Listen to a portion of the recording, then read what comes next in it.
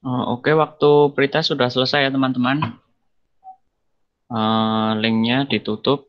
Segera yang belum kirim, dikirim linknya. Baik, kita mulai.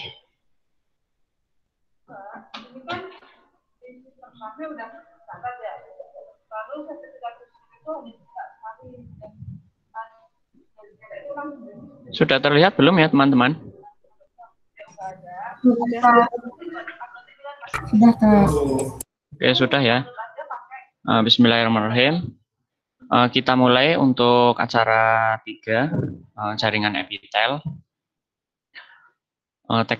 Tectus epithelium ya, pada ren atau ginjal, kemudian glandula tiroid, ada intestinum, esophagus, vesika urinaria, dan trakea.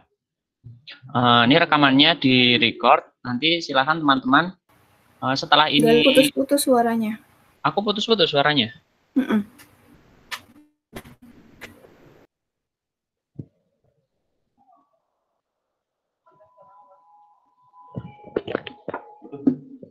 Ini sekarang ada blusnya. Iya dong. Bentar.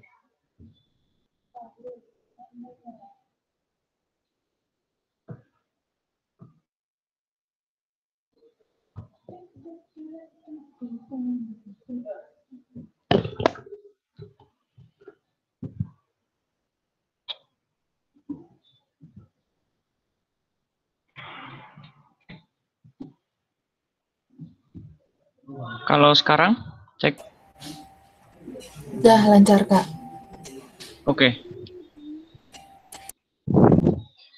Mana tadi?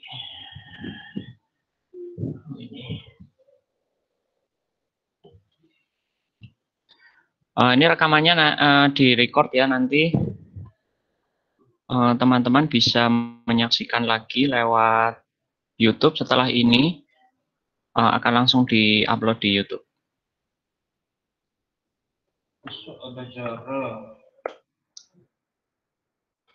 Oke, kita kenalan dulu sama jaringan epitel ya. Jadi jaringan epitel mungkin dari namanya bisa ketahuan ya. Epitel, epi itu tepi, epidermis, ada epitel dan lain sebagainya. Epi itu tepi, ya, melapisi permukaan tubuh. Kemudian untuk epitel ini dia punya ciri khas yang membedakan dengan jaringan-jaringan yang lain. Yang pertama ada dia tersusun rapat ya, tersusun rapat. Jadi antar satu sel dengan sel yang lain itu apa namanya saling apa ya? Ada yang nanti apa namanya berjejer, kemudian ada yang saling menumpuk dan lain sebagainya. Jadi rapat, tidak ada celah. Kemudian tidak memiliki pembuluh darah, jelas ya. Nah kemudian lah dari mana jaringan epitel ini dapat nutrisi? Mungkin di kuliah juga sudah dibahas ya teman-teman. Jaringan epitel itu tidak punya pembuluh darah, sedangkan kita tahu kalau apa namanya nutrisi itu diedarkan melalui darah. Nah terus dapat makanannya dari mana? Ada yang bisa menjawab mungkin?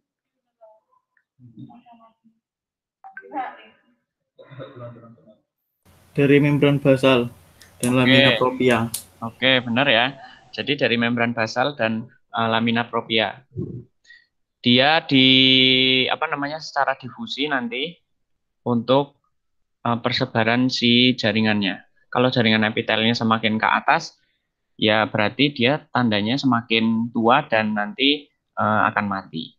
Jadi ketika kita mandi ya, itu jaringan epitel yang mati, sel-sel kulit mati itu apa namanya terbawa oleh ya mandi pakai sabun, kemudian apa namanya pakai air itu jaringan epitelnya ikut luruh seperti itu.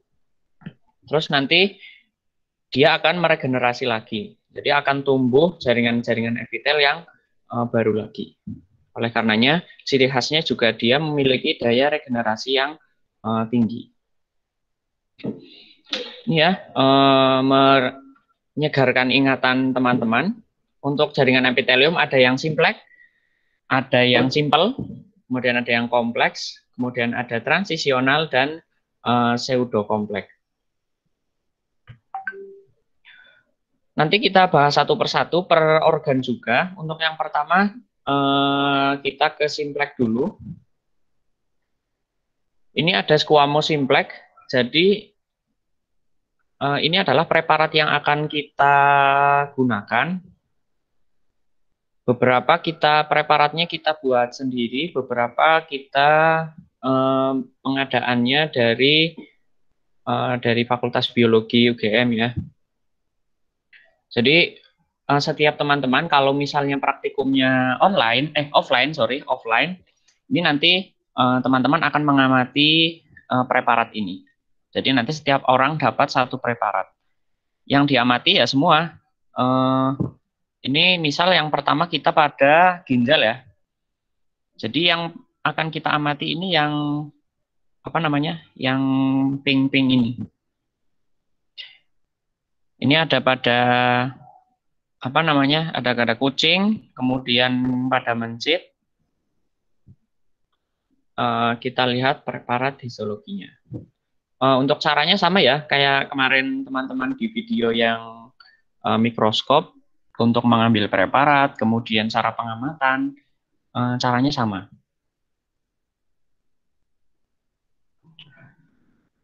Nah, ini untuk bagian-bagiannya teman-teman.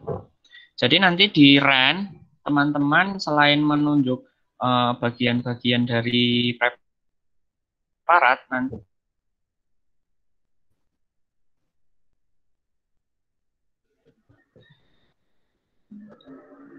untuk yang ditunjuk nomor satu ini, satu bulat ini ya maksudnya, ini adalah glomerulusnya. Jadi ini ya, ini adalah glomerulusnya. Selanjutnya nomor 2, tadi ada membran basal, tempat dia dapat apa namanya, dapat nutrisi, sumber nutrisinya di tepian ini, yang ditunjuk nomor 2. Kalau yang di gambar sebelah kanan yang di sini ya, ini nomor 2 adalah membran basal.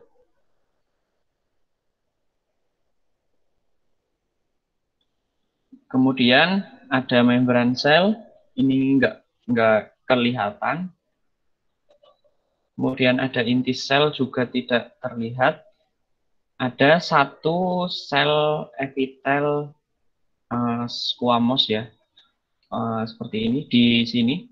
Jadi sel epitelnya ini yang ada bintik-bintik, ini adalah inti selnya, inti sel epitelnya, mengelilingi di keseluruhan bulatannya. Jadi di sini ada, di sini ada, di sini ada. Simplex ya, squamous, pipih. Jadi semuanya mengelilingi di sini. Kemudian ada lumen. Lumen ini yang bagian putih-putih. Ini yang gambar yang sebelah kanan kita perbesar dengan perbesaran kuat. Ini adalah lumennya. Bagian yang tidak terisi ya, bagian ruang di selnya.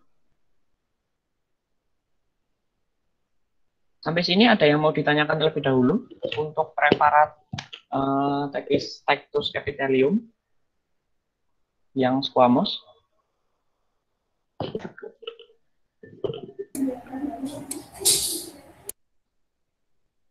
Belum ya? Jadi nanti yang ditunjuk yang nomor 1 ini, glomerulus, kemudian membran basal, kemudian nanti ada satu sel epitel squamous, dan bagian lumennya. Untuk membran sel sama inti sel tidak usah karena tidak terlihat.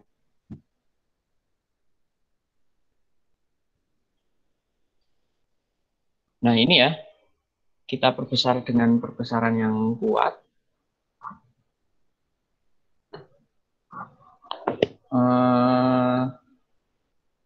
Jadi yang ini di tepian ini adalah membran basal. Kemudian di yang apa namanya, yang putih ini, yang bagian kosong, apa tadi namanya yang bagian kosong ini, bagian ruangan sel yang kosong? Lumen. Lumen ya. Yang di sini ini lumen, nanti ditunjuk aja. Di sini lumen. Ini nomor 1, nomor 2, kemudian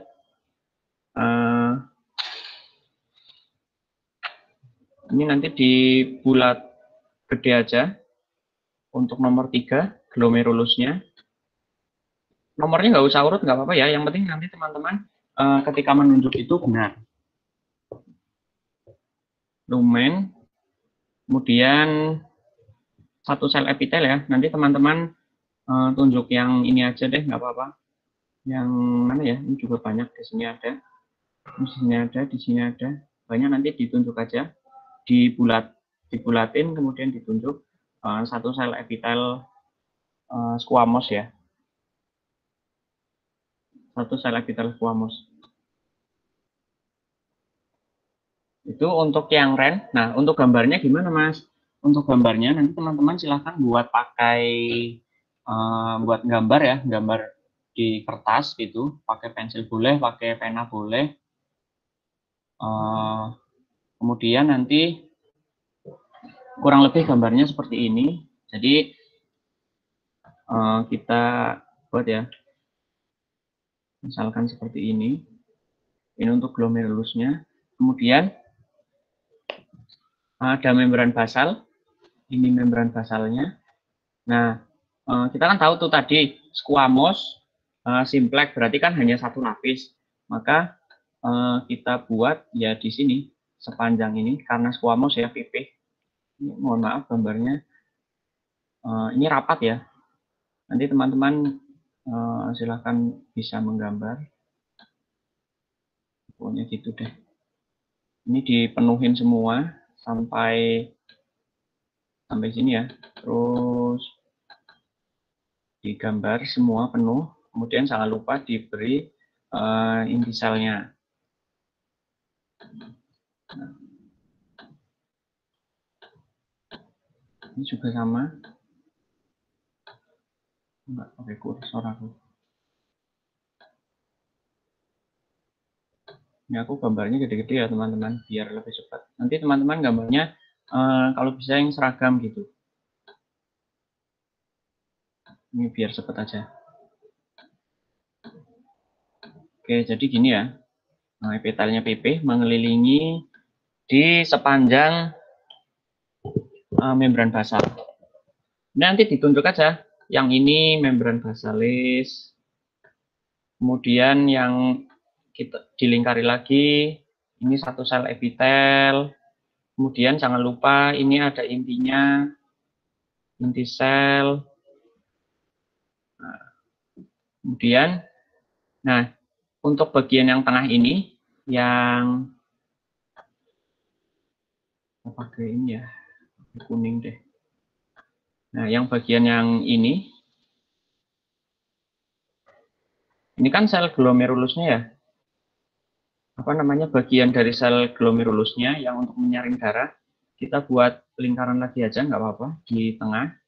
Kemudian kita buat epitel-epitel lagi. Epitelnya masih epitel pipih ya. Wah, gitu deh. Ini saya nggak pakai mouse soalnya. Oke. Nah, nanti ini ditunjuk. Sini lumen. Berarti nomor 4 ya, lumen. Seperti itu teman-teman. Untuk gambarnya kurang lebih. Nanti kalau ada yang ketinggalan bisa dilihat lagi ya di rekamannya. Ada yang mau ditanyakan?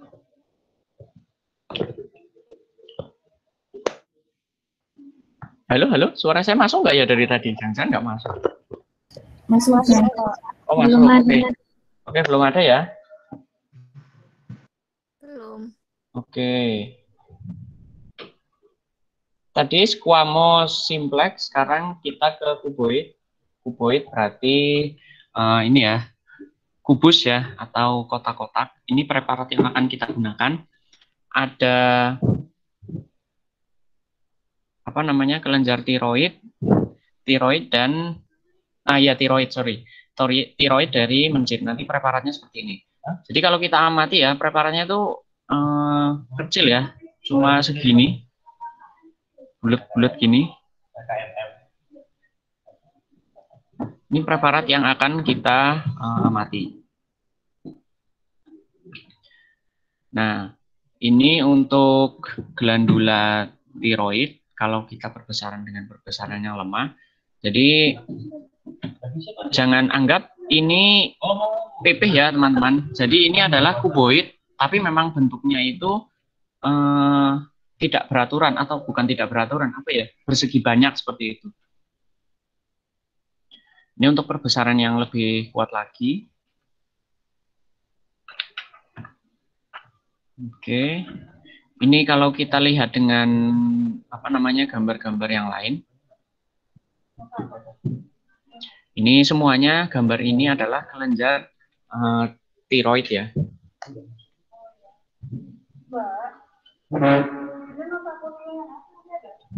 Kemudian ada sel C juga di sini, tapi nanti tidak usah ditunjuk ya. Nah, ini untuk perwarnaan dengan Mallory. Untuk apa namanya, tiroid.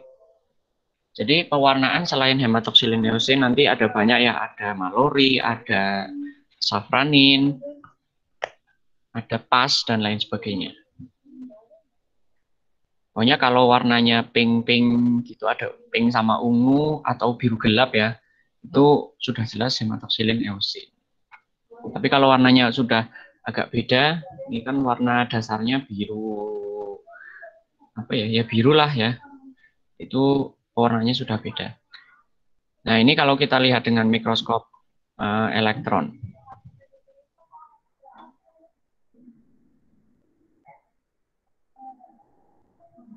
Oke, langsung saja ke preparatnya. Ini gambarnya jelas nggak ya?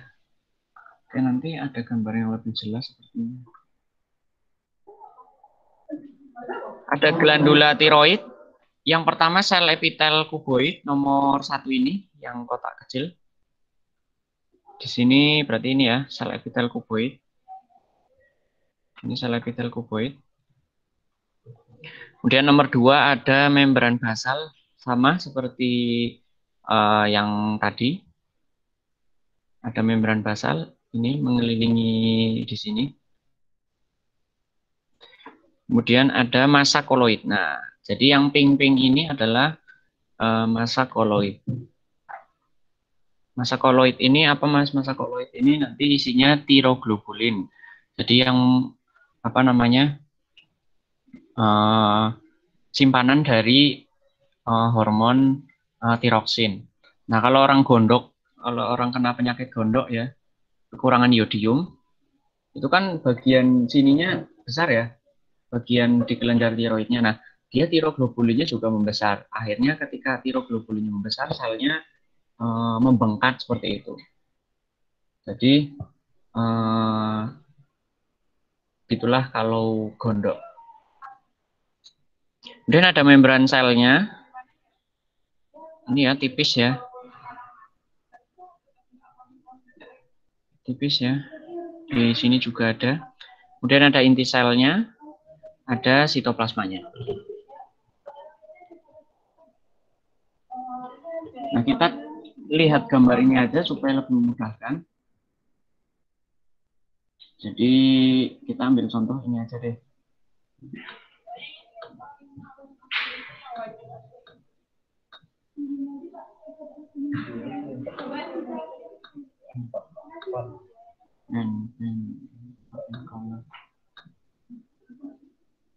Oke, jadi ini membran basalis.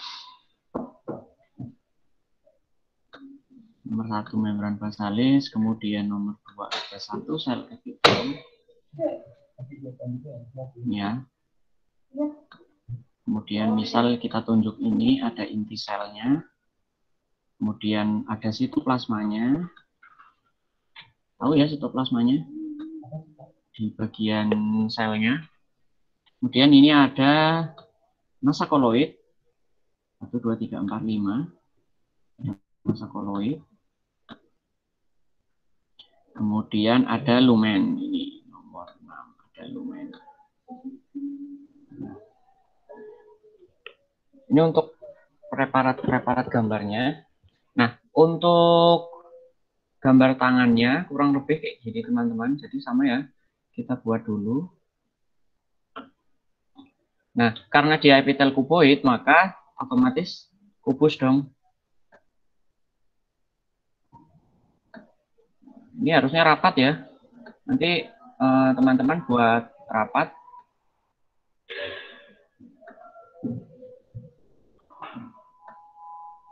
Nanti kalau misal masih bingung bisa tanya ke asistennya.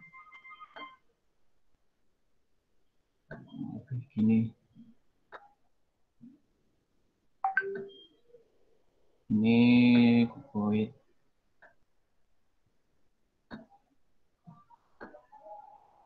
Nanti teman-teman gambarnya yang rapat dan bagus ya. Ini contoh aja sih. Karena waktunya juga terbatas. Oke, kuboid ya, kita kasih inti sel semuanya. Kemudian sama, kita tunjuk aja. Kalau mau diwarnai juga boleh, tapi yang bagus ya warnanya. Ini misal untuk tiroglobulinnya bisa kita arsir saja, nggak apa-apa kalau misal tidak diwarnai. Ya sudah ya. Misal kita tunjuk nih, ini ada inti sel, kemudian ini ada sitoplasmanya, kemudian nanti kita lingkari. Ini satu sel epitel kuboid, kemudian ada lumen. Ini ada apa tadi namanya? Ada yang ingat? Namanya? Massa koloid, Kak. Oke, massa koloid. Oke, gitu ya. Oke, untuk epitel yang simplex, squamous simplex dan kuboid simplex ini sudah selesai. Tadi yang pertama ada pada ginjal dan yang kedua ada di tiroid. Ada yang mau ditanyakan? Silakan. Kak Gali mau tanya. Ya. Kan tadi boleh diwarnain. Mm-mm. Kalau mau misalkan warnanya itu nggak sama kayak preparatnya nggak apa-apa. Nggak apa-apa sih. Nggak apa-apa. Tapi mending kalau saranku nggak usah sih, karena ya mungkin waktunya lama juga ya kalau untuk mewarnai. Terus nanti jadi teman-teman nunjuknya kurang jelas. Jadi misal inti selnya malah nggak terlihat atau sitoplasmanya nggak terlihat gitu. Jadi mending untuk membedakan bisa diarsir aja gitu. Oh, gitu. Tapi kalau warnanya nggak sama kayak preparatnya nggak apa-apa kan? Nggak apa-apa. Oke, jadi penilaiannya itu bukan berdasarkan warnanya atau berdasarkan ininya ya, bagus tidaknya gambar teman-teman. Tapi teman-teman benar menggambarnya dan benar menunjuknya. Nah, sampai teman-teman menunjuk misal ini nih. Nah, ini yang ditunjuk ini misal massa koloidnya di sini kan salah. Jadi sebagus apapun teman-teman kalau menunjuknya salah ya maka itu nanti kurang tepat. Nilainya beda ya sama yang gambarnya tepat. Meskipun gambarnya mungkin kurang bagus seperti itu. Tapi kurang lebih skemanya kayak gini ya untuk skema gambarnya. Ada lagi?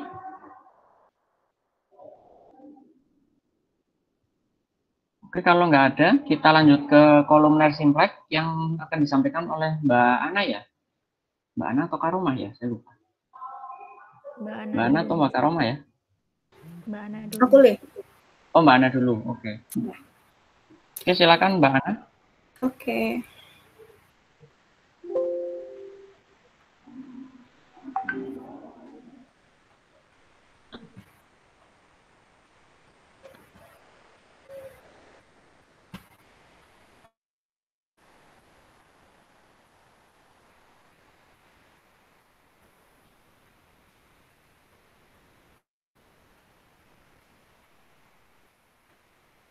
Sudah masuk belum PPT-nya?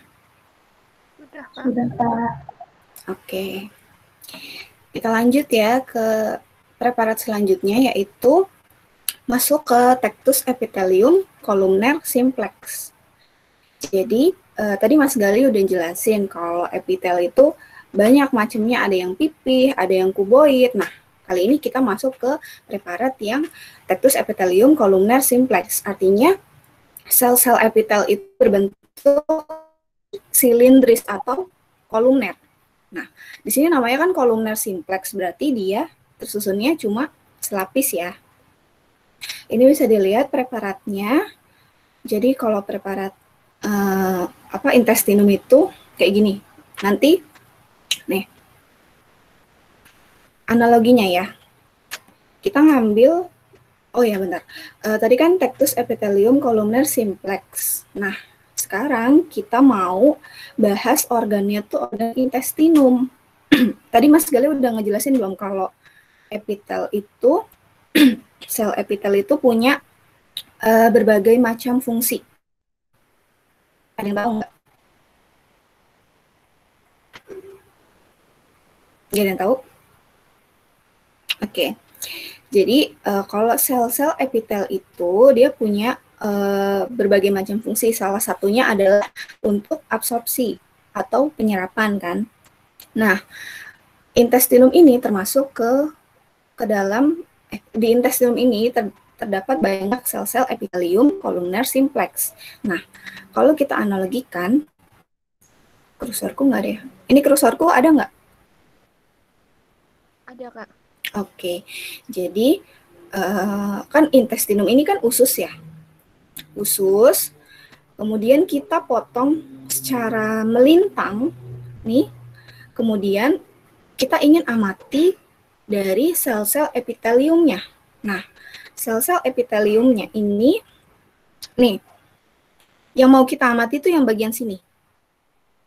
Oke, kan usus nih kayak selang ya, selang terus dipotong gitulah. Terus kita mau amati di bagian sininya. Kemudian, di intestinum ini memiliki ciri khas, yaitu dia memiliki mikrofili. Ya, mikrofili, dan ada yang namanya sel goblet. Nah, kalau sudah kita jadikan preparat, nanti preparatnya akan seperti ini ya. Oke, lanjut. Nah, nih. Tadi, intestinum itu adalah epithelium columnar simplex, yaitu berbentuk silindris selapis. Nah, untuk gambarannya seperti ini. Yang dinamakan kolumner selapis itu seperti ini ya. Kelihatan ya, dia berbentuknya silindris, berbeda sama yang tadi di organ ginjal, itu dia berbentuknya pipih ya. Kalau pipih kan ya berbentuknya pipih gitu. Kalau kolumner dia berdiri. Analoginya ya, berdiri itu selapis gitu. Nah, tadi aku bilang kalau di intestinum itu memiliki ciri khas, yaitu dia terdapat mikrofili sama yang namanya sel goblet. Nah, sel goblet ini nih, yang di sini. Ada yang tahu nggak sel goblet itu fungsinya apa sih? Terus mikrofili fungsinya apa sih? Gitu. Ada yang tahu?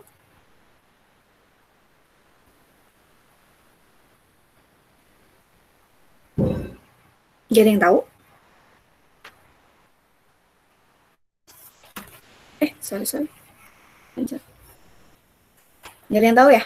Jadi kalau usus ini, sel gobletnya ini berfungsi untuk menghasilkan musin. Musin itu adalah lendir.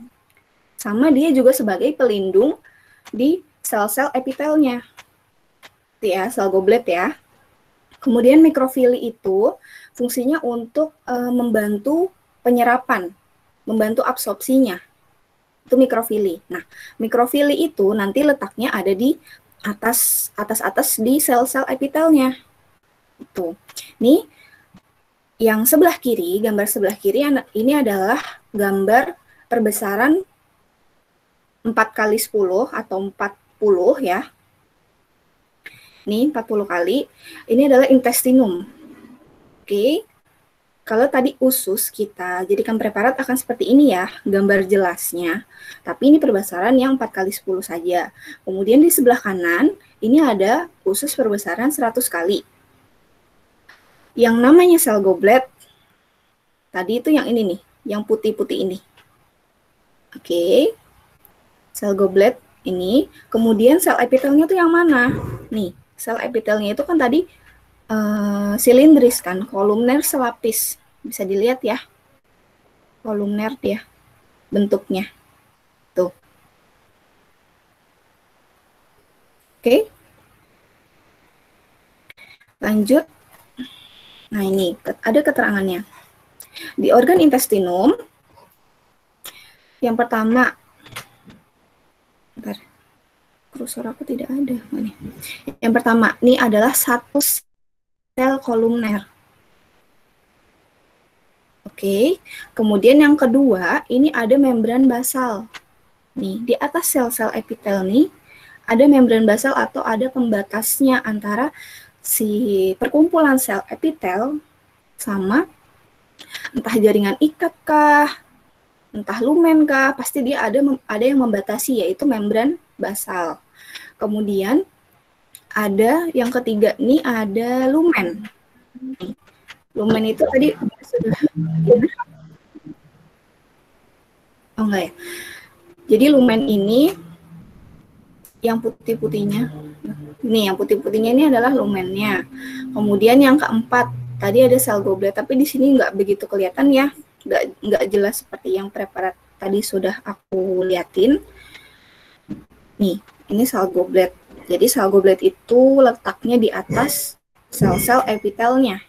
Kan dia fungsinya untuk melindungi sel epitelnya ya, sama menghasilkan mukus atau lendir.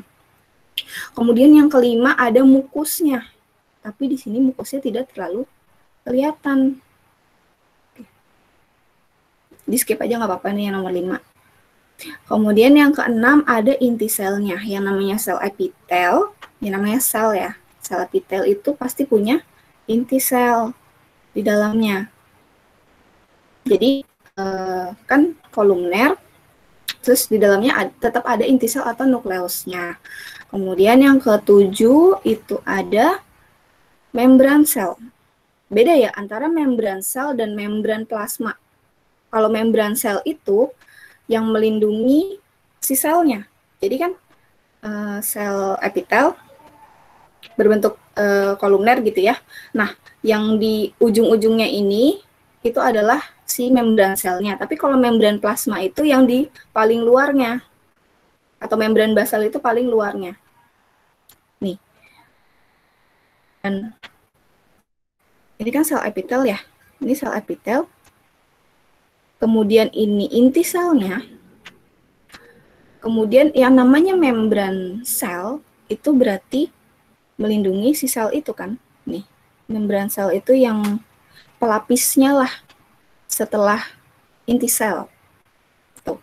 Kalau yang namanya membran basal itu baru yang paling luar. Ini membran basal. Kelihatan ya? Kemudian yang 8 itu sitoplasma. Nah, yang namanya sel pasti ada nukleus, pasti ada sitoplasma. Kalau sitoplasmanya itu berarti di dalam selnya. Jadi, satu sel epitel, dia punya inti sel sama sitoplasma. Oke, nanti analoginya aku gambarin. Kemudian yang ke-9 ini ada mikrofili. Nah, mikrofili ini letaknya di atas sel-sel. Ini ya. Ya, analoginya kayak rambut lah. Kayak rambut halus gitu. Tapi dia berada di atas sel-sel epitelnya. Gitu. Oke, ada yang mau ditanyain dulu nggak sebelum kita nggak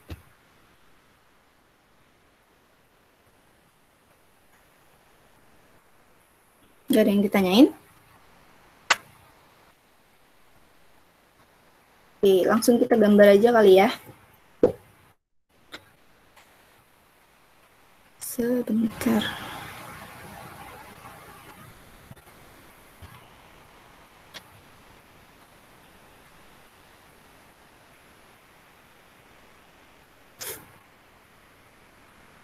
Ini bagaimana?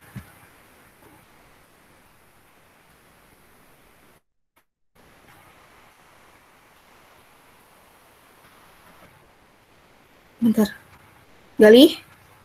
Yuk, Gali kalau mau gambar itu di bagian mana sih? itu di klik kanan, Oh, klik kanan. Terus? ganti pen. Oh, no, di share screen dulu, Mbak. Oh.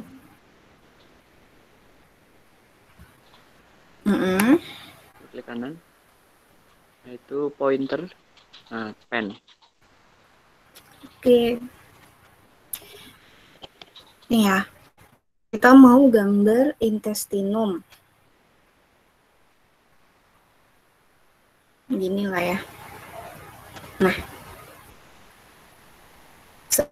Itu adalah epitel kolumner.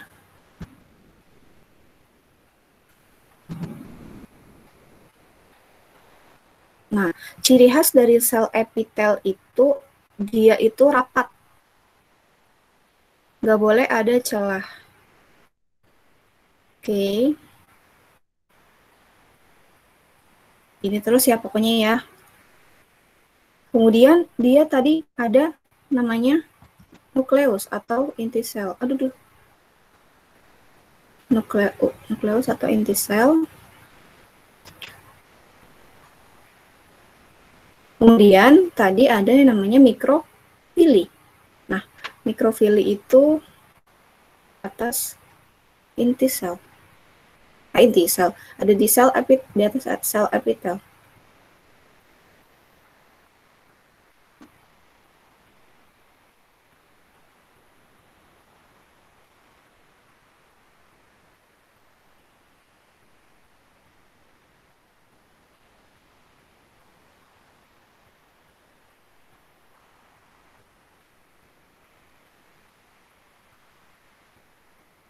Aduh, kayak gini lah ya.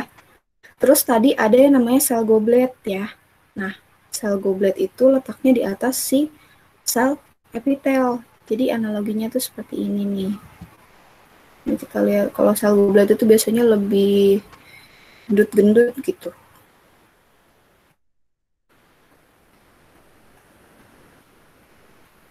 Oke.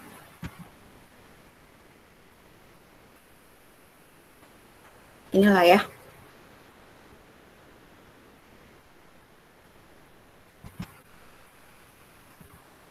Oke. Tadi ada yang namanya satu sel epitel, berarti satu sel epitel tuh segini ya. Nih, satu sel epitel. Kemudian ada yang namanya lumen. Nah, ini kita analogikan lumennya seperti ini ya. Ini lumen nih. Ini lumen.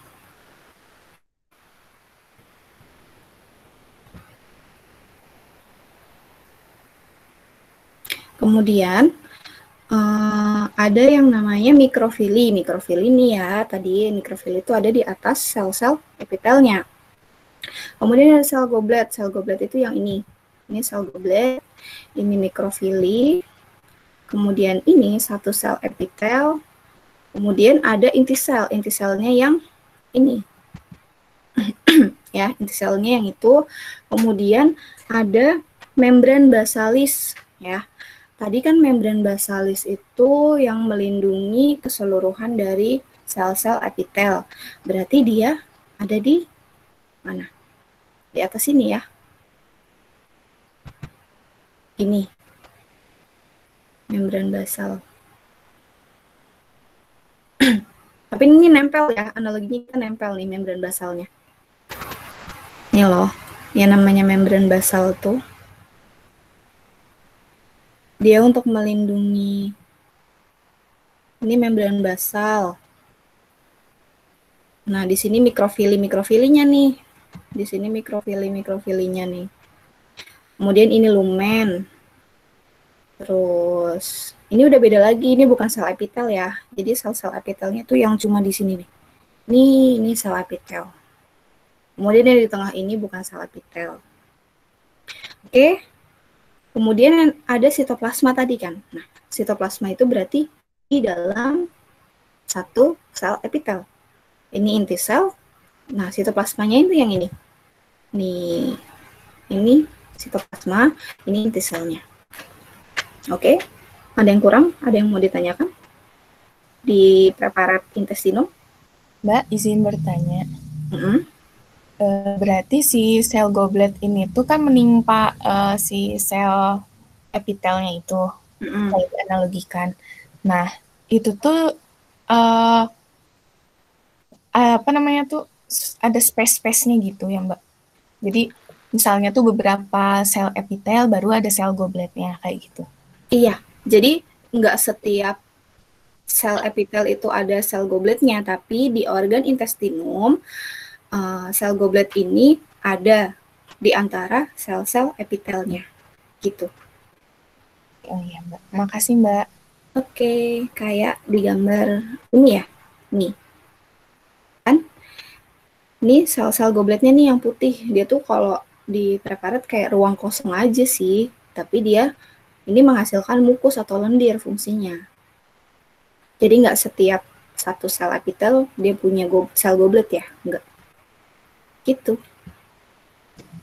Ini perumpamaannya, ini preparatnya. Oke, ada yang mau ditanyakan lagi di organ intestinum? Sudah? Kalau sudah, kita lanjut ke epitelium kompleks. Tadi kan masih simplex ya. Kalau simplex artinya selapis. Kalau kompleks dia artinya udah bukan selapis lagi, bisa berlapis-lapis. Itu. Nah, organ yang kita pakai di sini adalah organ esofagus. Epiteliumnya itu adalah Tectus epithelium squamous complex. Jadi dia tetap bentuknya tetap pipih, tapi dalam satu sel epitelium nggak cuma pipih doang nih bentuknya, tapi banyak bentuknya. Nah, dari organ esofagus. Oke. Dari organ esofagus ini, nih ya. Kemudian kalau kita ingin jadikan preparat, kita potong secara melintang. Gini. Kemudian nanti hasilnya seperti ini. Oke, tadi aku bilang kalau epithelium squamous complex ini nggak cuma selapis, dia punya berlapis-lapis sel, dan dia emang squamous, tapi di dalamnya nggak cuma squamous kan. Nih, bisa kita lihat sel-sel epitelnya tuh berlapis-lapis. Jadi ada yang bentuknya polihedral, ada yang bentuknya kuboid, ada yang bentuknya kolumner. Ini udah jadi satu gitu loh. Ini kita lihat di sini ya. Kalian fokus, fokus. Nih, bisa dilihat ya. Kalau bentuk sel-selnya ini nggak cuma pipih, kan squamous ya, nggak cuma pipih. Dan dia pasti berlapis-lapis. Oke, lanjut. Nah, untuk keterangan nomor 1 itu ada lapisan superficialis. Lapisan superficialis itu terdiri dari sel bentuknya sel epitel pipih. Nih. Jadi nomor 1 nih ya. Ini loh yang namanya lapisan superficialis itu. Nah, segini. Tuh. Dia terdiri dari sel epitel pipih. Kemudian di dalam satu sel epitel pipih pasti punya inti sel ya. Kemudian yang kedua ini ada lapisan intermedium. Lapisan intermedium berarti lapisan yang di tengah lah ya. Nah, lapisan intermedium ini memiliki bentuk selnya itu adalah sel polihedral. Sel polihedral itu banyak bentuknya gitu. Kayak abstrak gitu loh bentuknya. Kalau sel polihedral nih ya, dari antara sini, yang kedua nih. Dan biasanya kalau sel polihedral ini, dia nggak rapet-rapet banget gitu loh. Karena bentuknya lebih besar. Nih, sel-sel polihedral. Oke, yang kedua.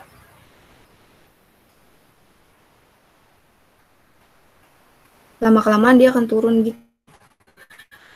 Terus yang ketiga, yang namanya sel basal berarti dia paling bawah ya.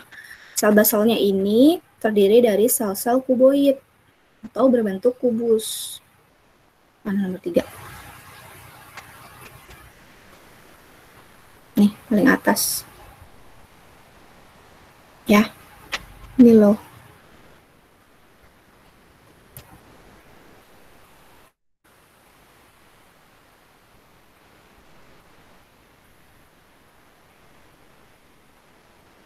Oke, nih.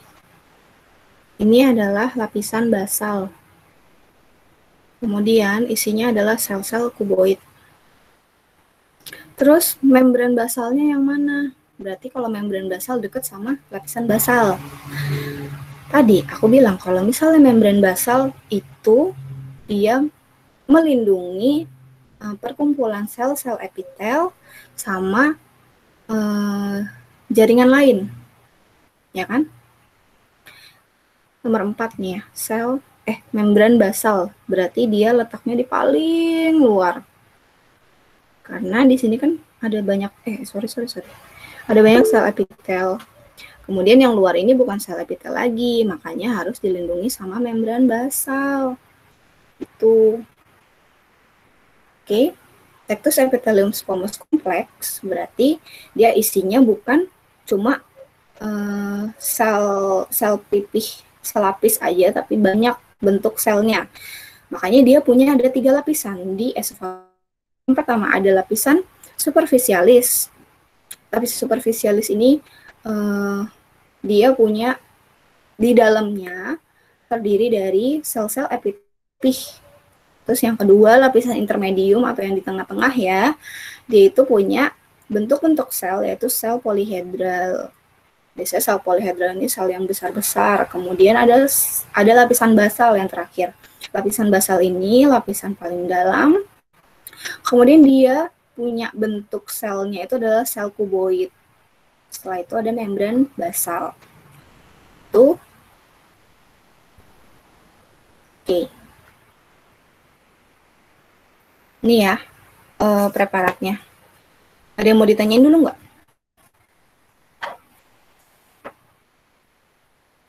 Ini gambarnya agak kompleks sih.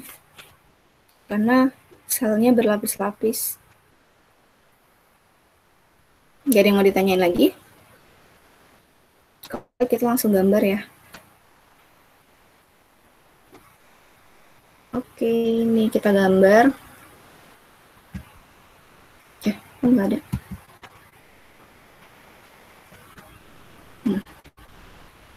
Terus tadi ini tuh adalah membran basalnya ya. Kita gambar dari sini dulu ya. Membran basalnya. Yang di dekat membran basal tadi ada sel apa? Ada yang tahu?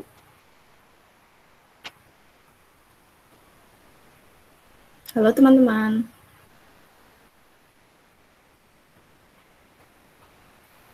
Intermedium, Kak. Yang dekat membran basal, intermedium. Yang dekat membran basal ada lapisan basal. Lapisan basal itu isinya sel kuboid. Oke, jadi kita gambar sel-sel kuboid ya. Oke.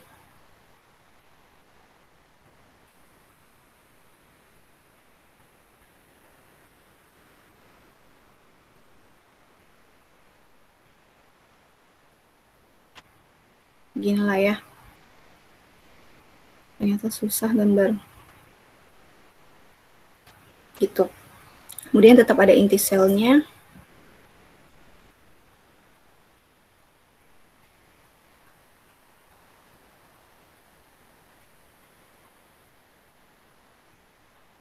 Kemudian tadi di atasnya lapisan basal ada lapisan intermedium. Lapisan intermedium isinya sel-sel apa tuh?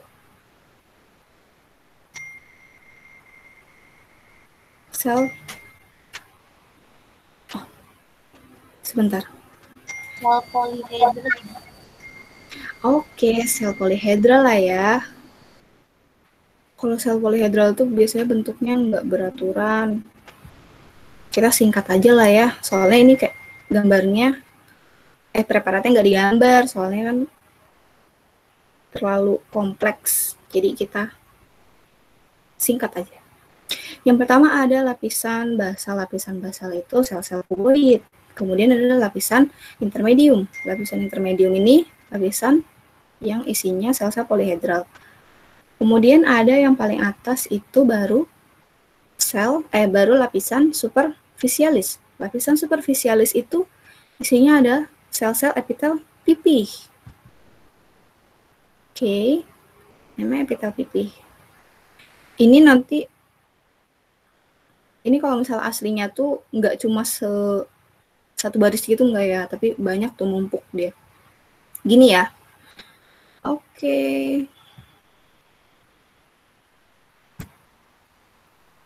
Kayak gitu. Ada yang mau ditanyakan? Aku jelasin lagi nih, ini lumen. Kemudian ini adalah lapisan, sorry. Di sini itu ada lapisan superficialis. Ya. Kemudian di sini, yang di tengah-tengah, ini ada lapisan intermedium. Kemudian yang lapisan basal itu yang ini, yang paling atas. Kelihatan ya bedanya? Terus, ya Allah.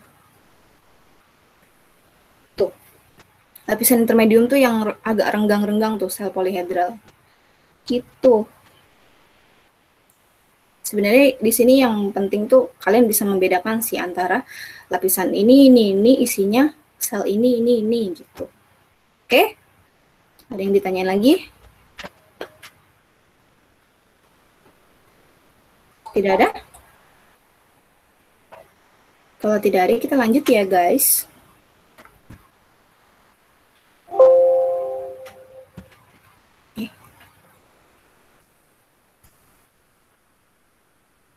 Kita lanjut ke preparat selanjutnya, itu tectus epithelium transisional, akan disampaikan sama Mbak Karoma. Oke. Silakan Mbak Karoma. Oke, terima kasih Mbak Ana. Sip. Langsung saja mungkin ya teman-teman, kita langsung masuk ke materinya. Kali ini kita akan membahas mengenai epitelium transisional dan juga epitelium pseudokompleks. Oke, saya share screen dulu.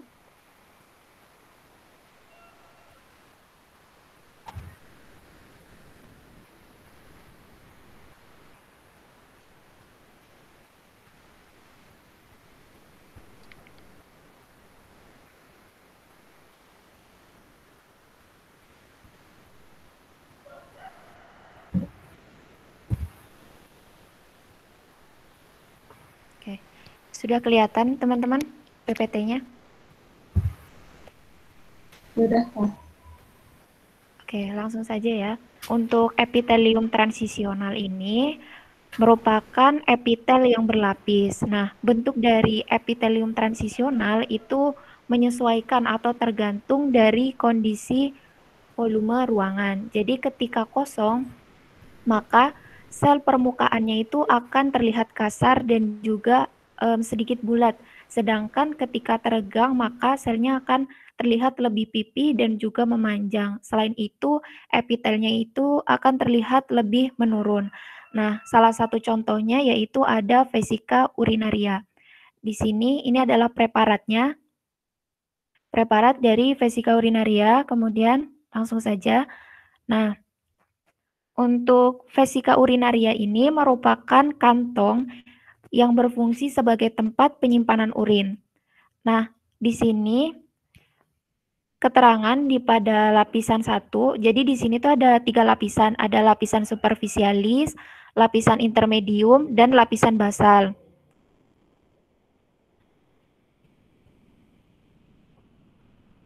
Nah, Yang pertama di lapisan superficialis. Lapisan superficialis ini terdiri dari sel epitel pipi, kemudian sel epitel kuboid, dan juga sel epitel kolumner atau silindris. Yang pertama yang A. Nah, di sini ini adalah sel epitel pipihnya. Jadi sangat kecil teman-teman, jadi dia terletak di paling atas. Nah, kemudian di bawahnya itu ada yang namanya sel epitel kuboid. Nah, di sini juga sedikit buram ya teman-teman, tidak apa-apa, tapi masih terlihat. Ini adalah sel epitel kuboidnya. Nah, di sini juga ada. Kemudian ada sel epitel kolumner. Nah, kolumner ini yang bentuknya silindris, itu yang panjang. Kemudian ada inti selnya juga. Nah, untuk lapisan superficialis ini berarti meliputi dari bagian sel epitel pipi, yang bagian paling atas, kemudian di bawahnya ada sel kuboid, kemudian sampai di bagian sel epitel kolumner. Nah, ketika ruangan ini atau vesika urinaria dalam keadaan kosong, biasanya kita akan menjumpai yang namanya sel payung. Sel payung itu bentuknya seperti payung yang seperti melindungi sel-sel yang ada di bawahnya. Nah, di sini tuh ada sel payung. Nah, ini kebetulan sedang berada di keadaan kosong. Kemudian kita masuk ke lapisan kedua, yaitu ada lapisan intermedium. Nah, di lapisan intermedium itu sama seperti tadi yang sudah dijelaskan Mbak Ana, hanya bedanya di sini jika di lapisan intermedium itu berisi sel-sel polihedral. Nah, ini SPI maksudnya adalah sel polihedral di lapisan intermedium ya teman-teman. Nah, di sel polihedral di bagian lapisan intermedium itu perbedaannya dengan lapisan basal, intinya itu berbentuk bulat atau nukleusnya itu berbentuk bulat.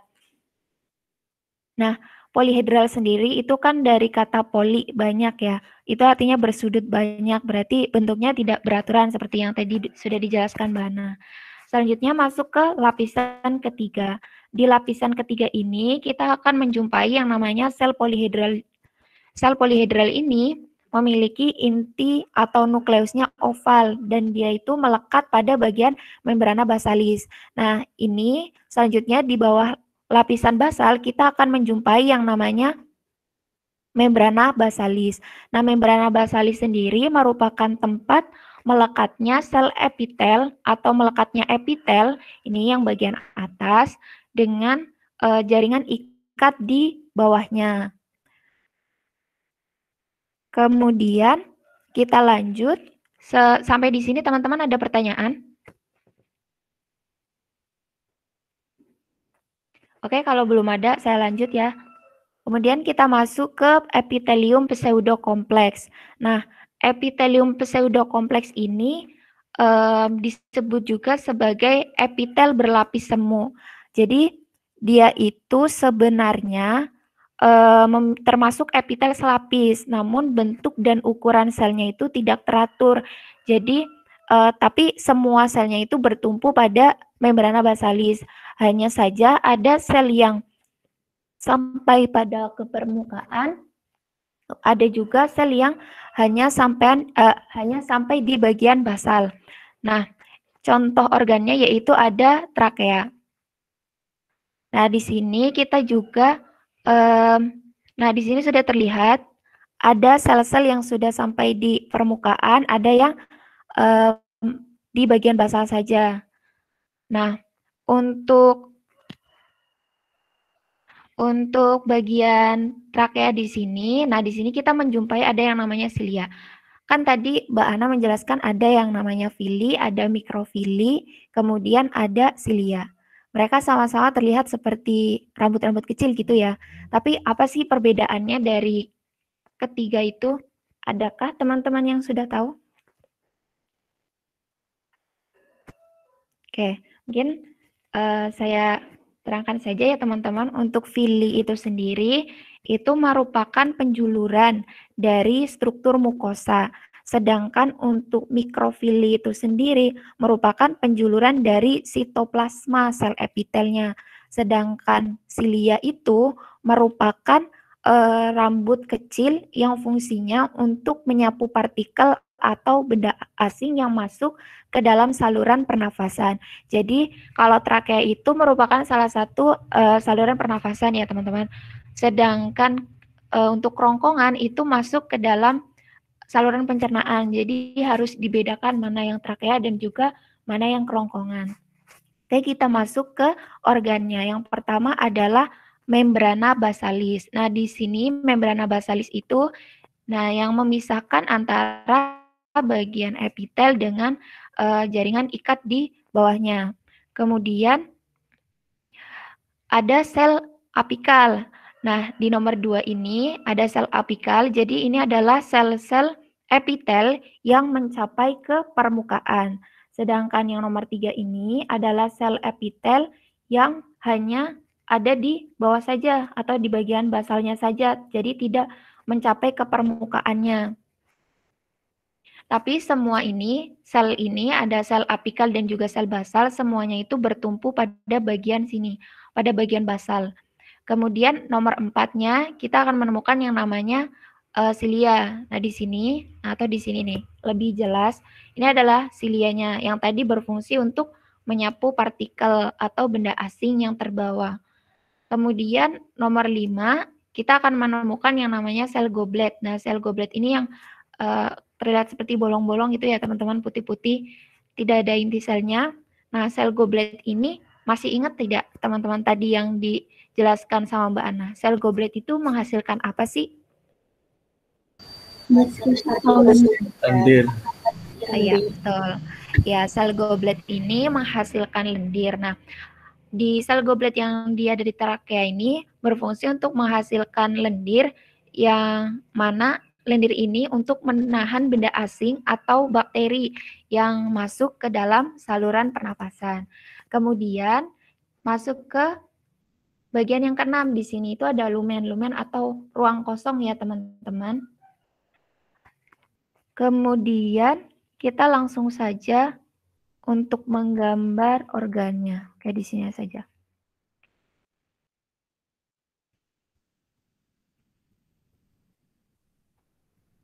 Nah, mungkin untuk sketsa dari trakea ini sendiri seperti ini ya teman-teman.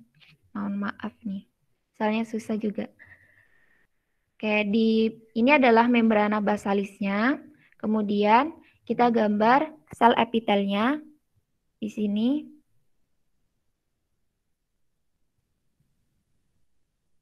Nah, tadi kan ada yang sel apikal, terus ada yang sel basal. Sel basal itu tidak sampai mencapai permukaan. Oke, jelek banget. Yang sel epitel itu nanti teman-teman menggambarnya rapat-rapat ya teman-teman. Nah, mungkin seperti ini. Terus kita juga menemukan yang namanya sel goblet. Jadi, oke.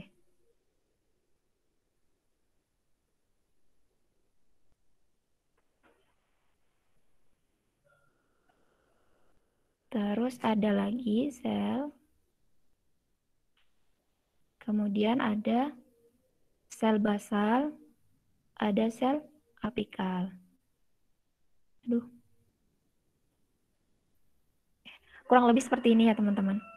Nah, kemudian di bagian atas selnya itu ada namanya silia. Silia ini rambut-rambut kecil.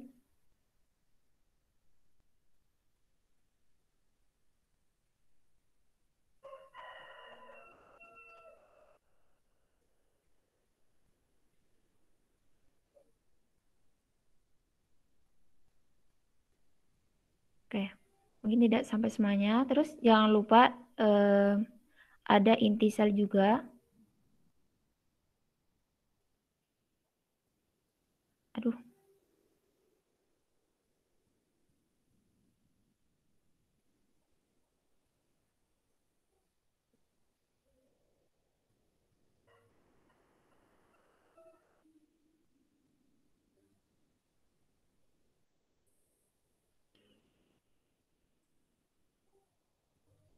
Nah, di bawah membrana basalis ini kita akan menjumpai yang namanya ada jaringan ikat. Nanti teman-teman diarsir saja ya di bagian sini.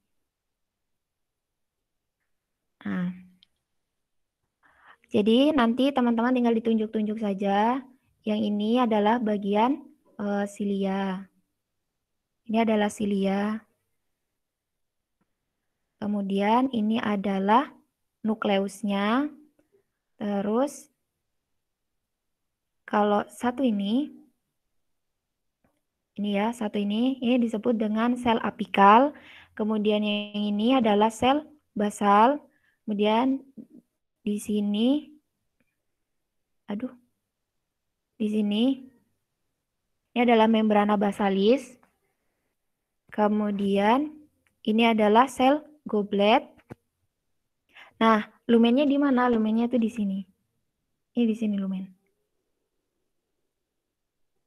Ini adalah lumen di bagian sininya ya, di bagian atasnya. Nah, kemudian jaringan ikat itu ada di sini teman-teman. Ini adalah jaringan ikat. Oke, mungkin sudah seperti itu. Sampai di sini teman-teman ada yang ingin bertanya?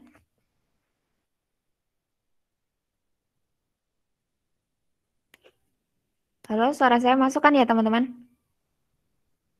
Masuk, Kak. Oke. Apakah ada yang ingin ditanyakan?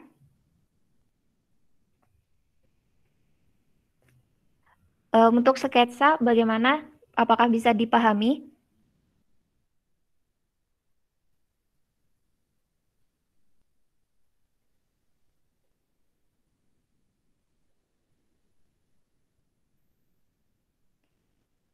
Oke, kalau belum ada pertanyaan, mungkin itu saja dari saya.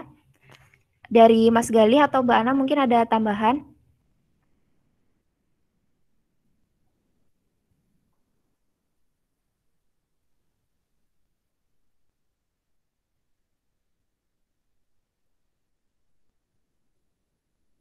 Nah, teman-teman jangan lupa ini untuk link presensi ya. Jika sudah tidak ada tambahan lagi dari teman-teman, mungkin praktikum kita pada pagi hari ini bisa kita cukupkan. Terima kasih untuk atensi teman-teman semuanya. Jangan lupa untuk presensi, sedangkan untuk nanti LHP akan di-share melalui Google Classroom dan juga bahan fotonya. Saya ucapkan terima kasih kepada teman-teman semuanya yang sudah mengikuti praktikum dan juga teman-teman asisten yang sudah bergabung membagikan ilmunya bersama kita. Mungkin kita cukupkan. Akhiran wassalamualaikum warahmatullahi wabarakatuh. Waalaikumsalam warahmatullahi wabarakatuh.